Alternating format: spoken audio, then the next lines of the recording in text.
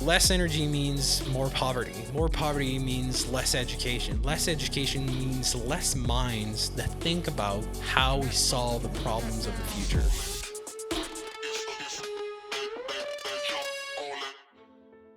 Typically, we talk about energy like it's any other industry, right? It's like, well, you have the energy industry and then you have the retail industry. Like, they're both industries, but they're fundamentally different in the sense that if you look at the last 200 years, like, think about every invention that you can think of, right? Steam engine, phones, you can think about cars, you can think about, like, light bulb.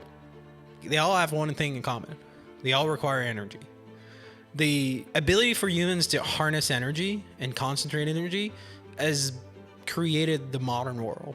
Like, literally, like, just 200 years ago, when our only way to harness energy was kind of like using animals and stuff like that, we were all back breaking on a farm. And without, like, our ability to harness energy, this is where we would be today, right? And so that's kind of, like, very important to understand on how much our ability to harness energy has changed the world. And it's the main driver between the ability for humanity to flourish. I think people fail to understand how big of a conversation it is when we're talking about our energy policies, for example, because of that exact reason, that people treat the energy industry just like, and it's like any other industry. It's like, we need to move away from the energy industry in Alberta because we need to be more of a tech industry, right? But it's like, why? Every company in the world have their own ESG policies. Everybody talks about carbon reduction and how much important it is for our future. And I'm very much of a contrarian about that. I'll take more energy over less energy every single time. And obviously, like, there's environmental concerns for sure, right? It's not like let's be just irresponsible about it. I was following a car here in Calgary the other day. It was like, I think that they had a bumper sticker that said something along the lines of "support the patch, let it idle." That's not the proper response to the other side of the debate that talks about the reduction in our energy output. I'm more of an accelerationist, is how I would call it, where, and that's kind of like, you can look up, like, effective accelerationism, I think it's called. Like, there's a bit of a movement out of San Francisco in the Bay Area regarding this, and Mark Andreessen from Andreessen Horowitz has been kind of talking about it lately. And for people on Twitter, or X, I guess, have added the E over ACC label, effective accelerationists. And basically the idea is humanity is much better at adapting than at just changing from the top down, right? And just look at how we moved from, like, the type of pollution that we had in the 1800s to today, right? Dramatically smaller. And it all came from market forces. Like, it didn't happen because, of environmental regulation. It happened because, like, it just made more sense to use cleaner energy. I would argue that fracking is responsible for more carbon reduction in the last 20 years than anything else.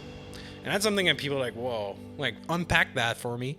I mean, you look at the majority, like, you look at the year 2000 to today in North America, our carbon emissions are drastically smaller than they were.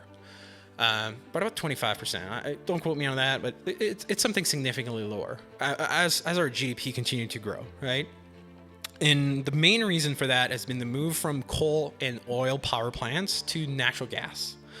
And what created that movement was because, natural gas is already kind of the problematic because it's a gas, right? So it's always been hard to harness and transport and all those challenges. And so that's kind of always been a bit more expensive. But fracking has changed that game so much, and it made gas, because fracking came along, unlocked those resources of gas everywhere in North America, and basically flooded the market with gas so much that it became so much cheaper. Then people started to change the grid to harness natural gas power plants instead of oil and coal power plants. And that's just an example of, like, just economics and human ingenuity and innovation, and continuing to accelerate our path down the technology acceleration that has been having the positive effect on overall well-being. I think at least in the West, we have this idea that it's kind of like we've made it. It's kind of the end of history problem, right?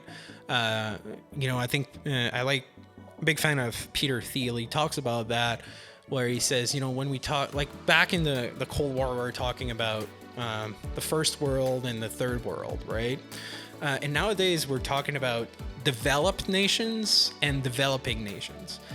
Developed nation as if there was nothing else now, right? We've developed, we're here, we've made it, and that's the end of history. We're never gonna accelerate past that. And so even in our language, like we've kind of accepted that, like somehow like we've just reached peak technology development, peak humanity, and now the only path forward is, for example, to solve our environmental issue, is to reduce the amount of energy, is to degrow the economy, is to reduce the population. Ideas as dangerous as that. And I think history has proven over and over again how it's ingenuity and acceleration of technology development that has solved our problems before. And to me, the real solution to the environment is not to reduce our growth. It's not less energy. Less energy means more poverty. More poverty means less education. Less education means less minds that think about how we solve the problems of the future.